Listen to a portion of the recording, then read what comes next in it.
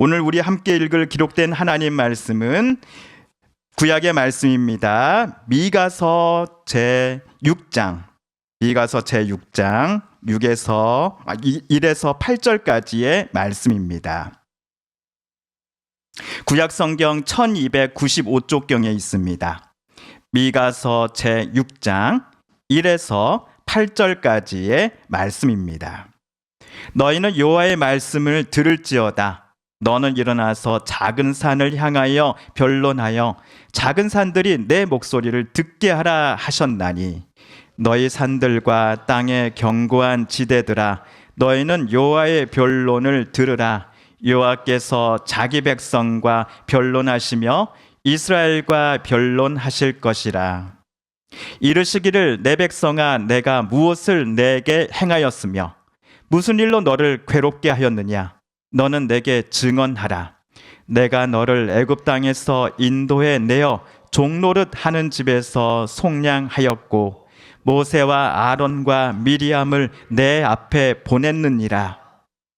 내 백성아 너는 모압 왕 발락이 꾀한 것과 부올의 아들 발람이 그에게 대답한 것을 기억하며 시딤에서부터 길갈까지의 일을 기억하라. 그리하면 나 여호와가 공의롭게 행할 일을 알리라 하실 것이니라. 내가 무엇을 가지고 여호와 앞에 나아가며 높으신 하나님께 경배할까? 내가 번제물로 1년 된 송아지를 가지고 그 앞에 나아갈까? 여호와께서 천천의 순양이나 만만의 강물 같은 기름을 기뻐하실까? 내 허물을 위하여 내 맏아들을 내 영혼의 죄로 말미암아 내 몸에 열매를 드릴까?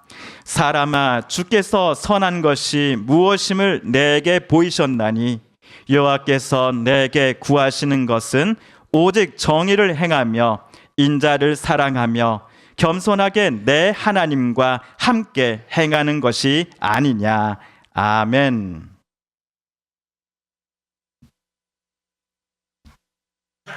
지금으로부터 약 12년 전인 2014년의 일이었습니다.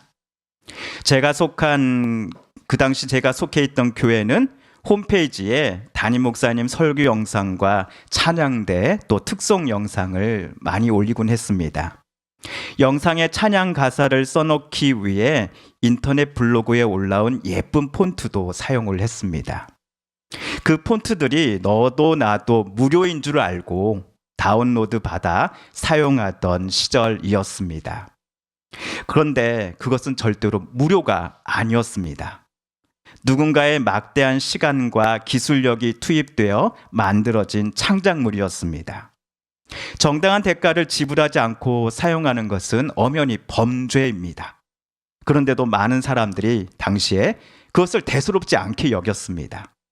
제가 있던 교회도 마찬가지였습니다.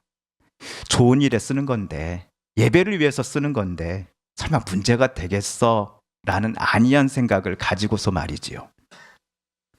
결국 폰트 회사가 칼을 빼들었습니다.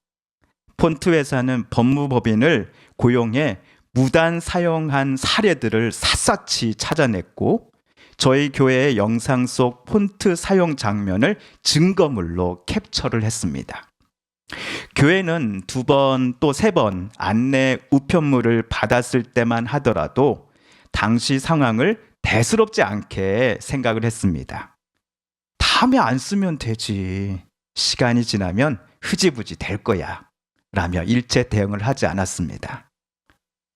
그러나 몇 주 뒤에 4번째 날라온 우편물을 받았을 때 교회는 기어코 긴장을 했습니다. 봉투를 뜯자마자 눈에 들어온 종이의 첫 제목은 내용 증명이었기 때문입니다. 저는 그때 살면서 내용 증명이라는 것을 처음 받아봤습니다. 우리 법인은 귀 교회가 지적 재산권을 침해한 사실을 분명히 고지했습니다.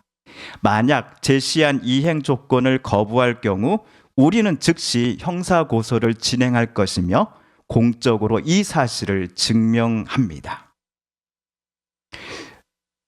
내용 증명은 직접적인 강제력은 없다고 합니다. 그러나 내용 증명으로 시작하는 종이 한 장이 주는 심리적 압박감은 대단했습니다. 그 그제서야 교회는 진지한 검토를 시작했습니다. 하지만 교회는 법무부인의 요구가 과하다고 판단했고 결국 담임 목사님, 그리고 방송팀 담당 집사님은 교회 근처 소재 경찰서 조사실에 앉게 되었습니다. 저희가 찾아간 경찰서는 한 달에 한 번씩 수요일마다 저희가 경찰 신우회 회원분들과 함께 수요 정오 예배를 드리던 곳이었습니다. 저희를 보고 한 신우회 경찰관 분이 반갑게 인사해 주셨습니다. 아니, 목사님들 오늘은 수요일도 아닌데 무슨 일로 오셨어요? 당황해하는 목사님을 대신해 제가 대답했습니다. 오늘은 예배 드리러 온 게 아니라 경찰 조사 받으러 왔습니다. 조사실이 어디인가요? 조사실에 들어서자 담당 형사님이 종이컵에 믹스커피를 타주시며 긴장을 풀어주고자 했습니다. 하지만 책상에 놓인 노트북이 열리고 담임 목사님부터 인적사항 제가 여쭙겠습니다 라는 형사님의 말을 듣는 순간 우리 3명의 긴장감은 최고조에 달했습니다. 1시간 남짓 진행된 조사가 끝나고 교회로 돌아올 때 우리 3명은 아무 말도 하지 않았습니다. 그 뒤로 어떻게 되었을까요? 혹시 깜빵에 갔을까요?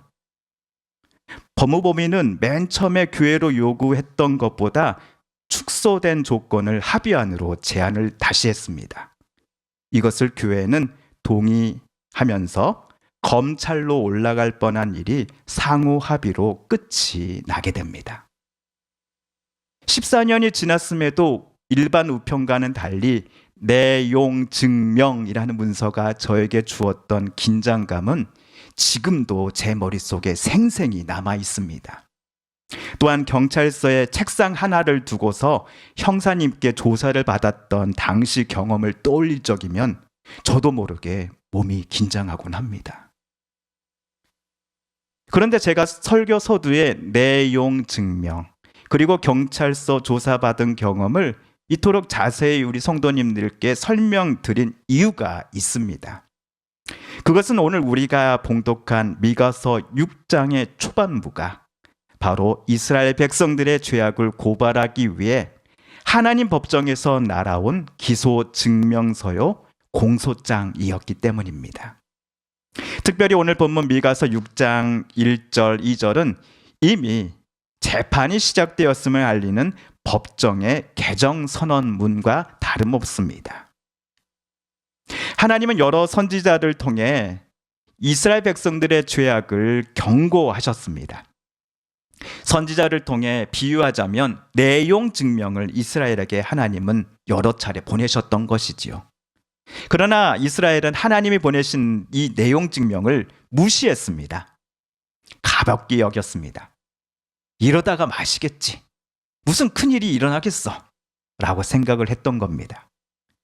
그러자 하나님은 이제 경고가 담긴 내용 증명으로 끝이 아니라 기소장과 법정 출석 요구서를 보내셨습니다. 하나님의 법정에서 만천하에 이스라엘의 죄를 조목조목 밝히고자 하셨습니다. 우리 6장 1절 2절을 새번역 성경으로 다시 한번 읽어보겠습니다. 시작. 주님께서 하시는 말씀을 들어라. 너는 일어나서 산 앞에서 소송 내용을 샅샅이 밝혀라. 산과 언덕이 내 말을 듣게 하여라. 너희 산들아, 땅을 받치고 있는 견고한 기둥들아, 나 주가 상세히 밝히는 고발을 들어보아라. 나 주의 고소에 귀를 기울여라. 나 주가 내 백성을 상대하여서 고소를 제기하였다. 내가 내 백성을 고발하고자 한다. 아멘. 1절에 나오는 너는 선지자 미가입니다. 하나님은 미가 선지자에게 이스라엘 백성들의 죄악이 무엇인지를 하나도 빠짐없이 법정에서 밝히 드러낼 것을 지시하십니다. 그런데 이스라엘은 자신들을 법정에 세운 하나님을 향해 오히려 이렇게 묻습니다. 도대체 하나님께서 우리를 위해 하신 일이 무엇이 있나요? 솔직히 하나님은 우리에게 무거운 짐만을 계속 얹혀 주시지 않았습니까? 라고 그들은 되묻습니다. 이처럼 사람은 하나님의 구원해 주심을 인정하지 않으려 하고 하나님의 은혜 주셨음을 부인하고자 합니다.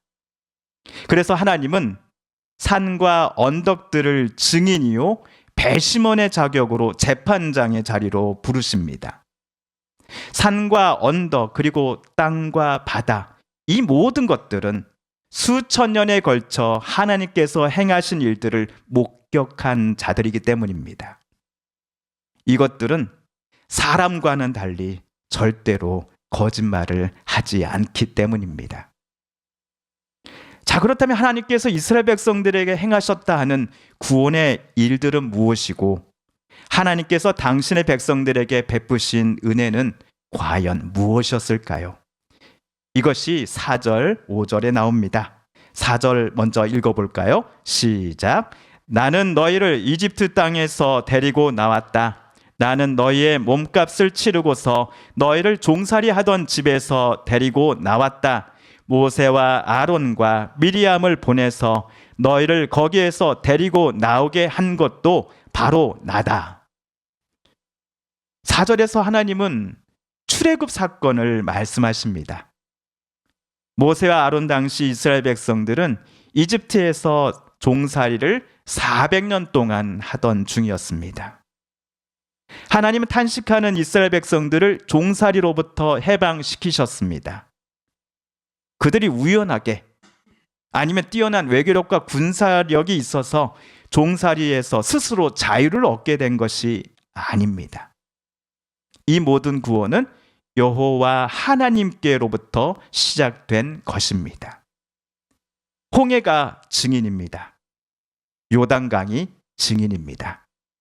그들이 애굽에서 나와 약속의 땅에 도착하기까지 그들이 지나갔던 광야와 산들이 이 구원 역사의 증인입니다.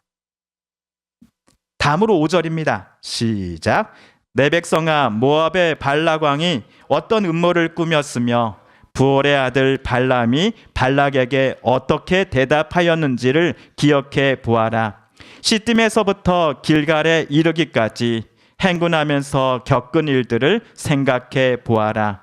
너희가 이 모든 일들을 돌이켜보면 나 주가 너희를 구원하려고 한 일들을 너희가 깨닫게 될 것이다.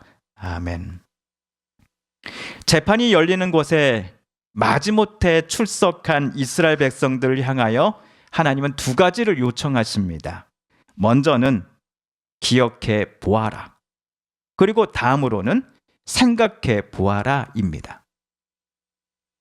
모압 왕 발락은 애굽을 탈출해 가나안 땅을 향해 진군하고 있던 이스라엘 백성들에게 겁을 먹은 상태였습니다.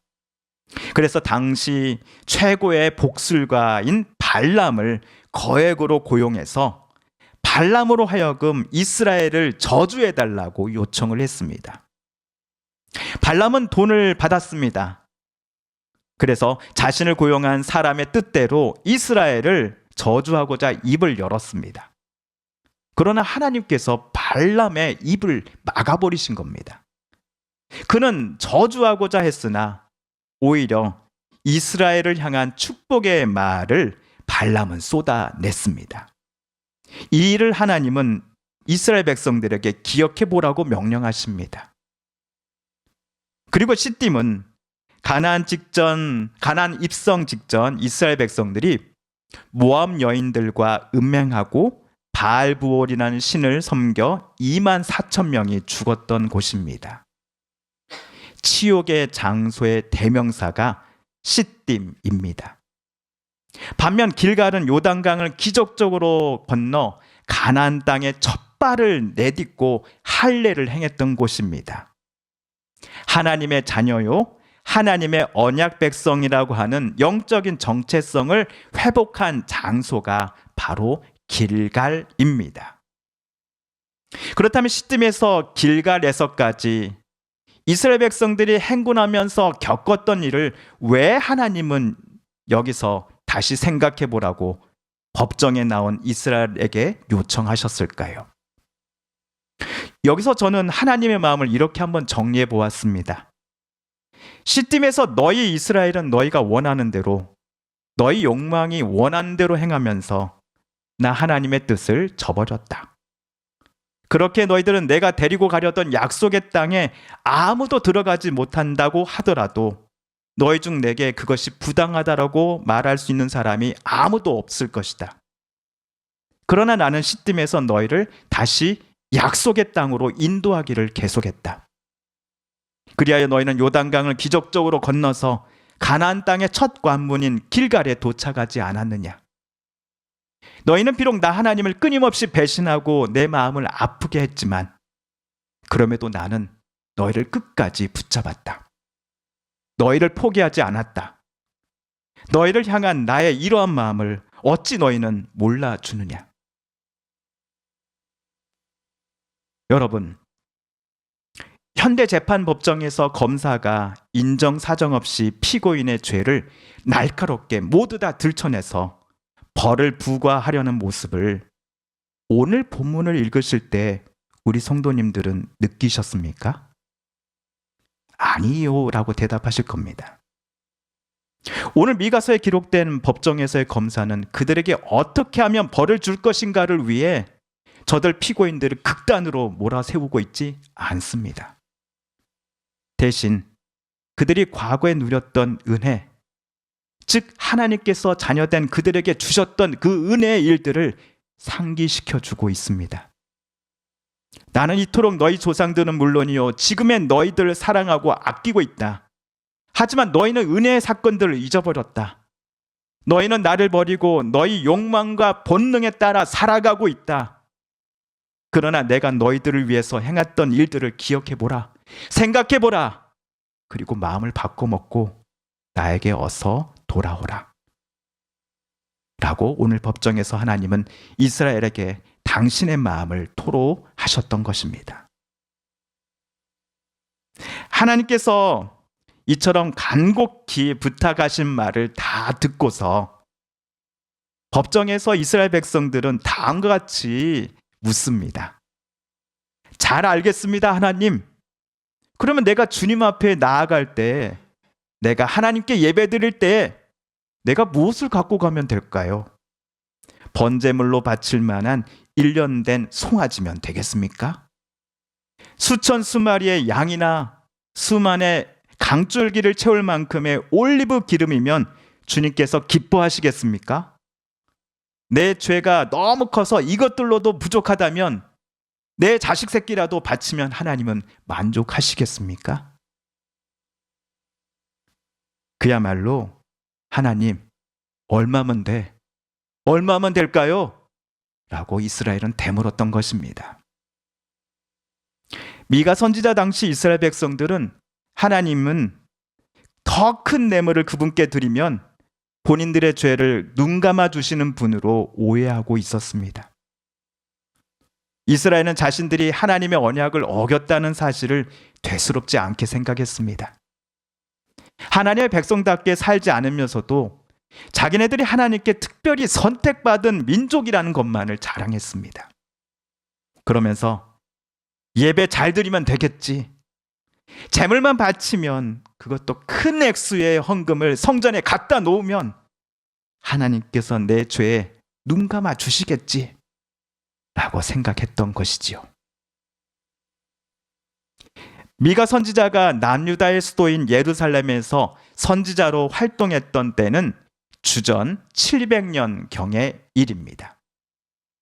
당시 남유다의 정치, 경제 분야의 엘리트들은 하나님께서 이스라엘 12지파에게 기업으로 주신 땅을 농부들로부터 그들의 원래 주인으로부터 헐값에 매입을 합니다. 약탈을 저질렀던 것입니다. 억지로 땅을 빼앗았던 것입니다. 그리고는 포도주와 올리브유를 대량 생산할 수 있는 대농장을 거기다가 지어서는 국제무역을 통해 이들 엘리트들은 큰 돈을 벌어들였습니다. 이러한 약탈이 별다른 양심의 가책 없이 자행되었던 이유는 당시의 법원이 엘리트들의 이러한 불법을 법의 이름으로 용인해 줬기 때문이었습니다. 부자들은 법관들을 돈으로 매수했고 권력층은 자기들의 입맛에 맞는 사람들을 법관에 앉혔습니다. 유전, 무죄, 권력을 가진 이들은 죄를 지어도 무죄가 나오고 권력이 없는 자들은 죄가 없어도 유죄가 선고되던 미가 당시의 상황이었습니다. 그렇다면 미가 선지자 당시 성전을, 예루살렘 성전을 중심으로 하는 종교 공동체는 깨끗했을까요? 아닙니다.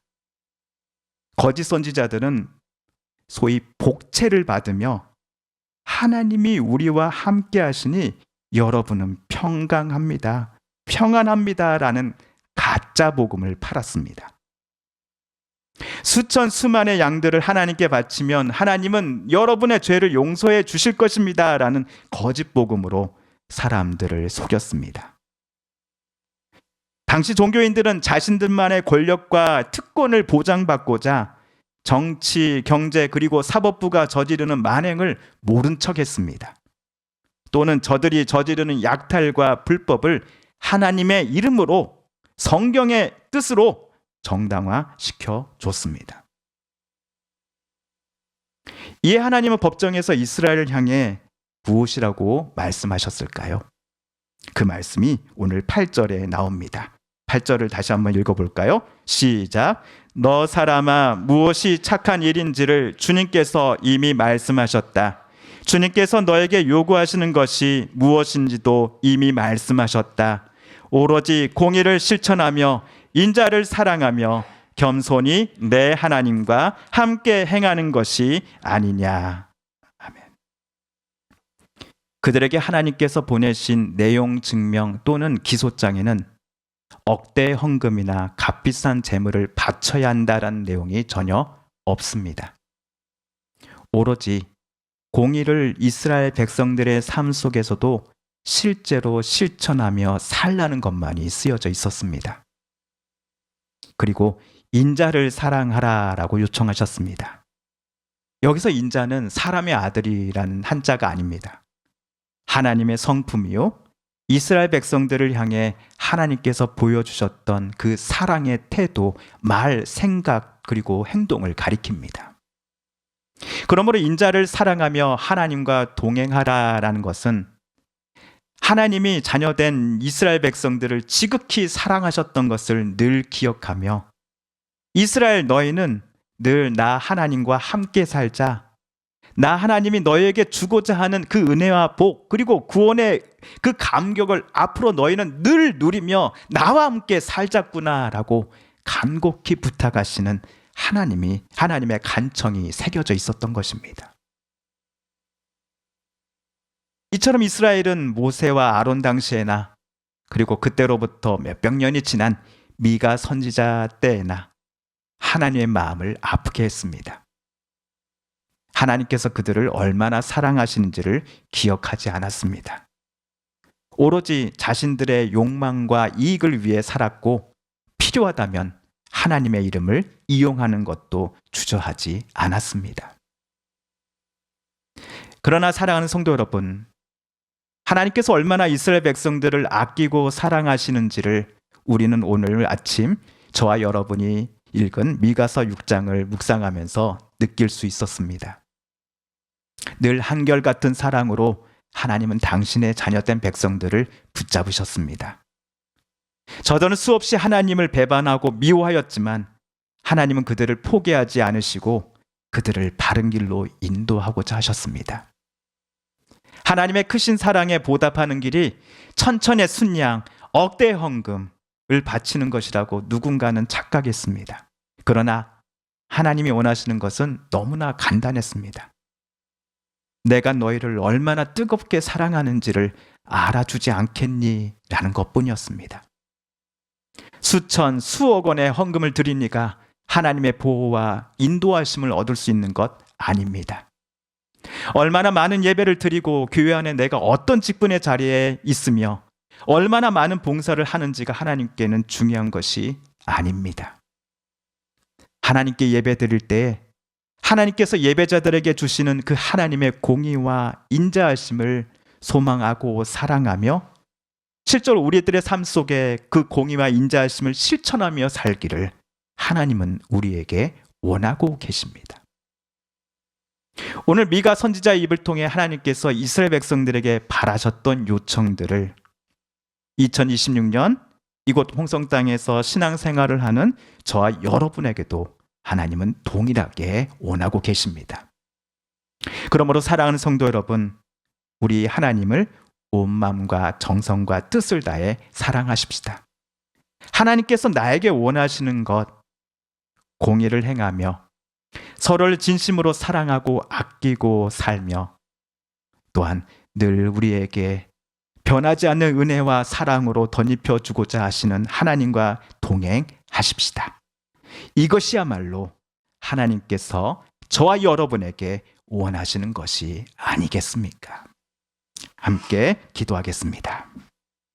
TV CF, 라디오 CM, 선거 홍보 영상, 기업 홍보 및 기록 영화를 전문으로 기획, 촬영하여 제작하는 산여울 기획은 1등 제품을 2등 가격으로 공급합니다. 산여울 기획.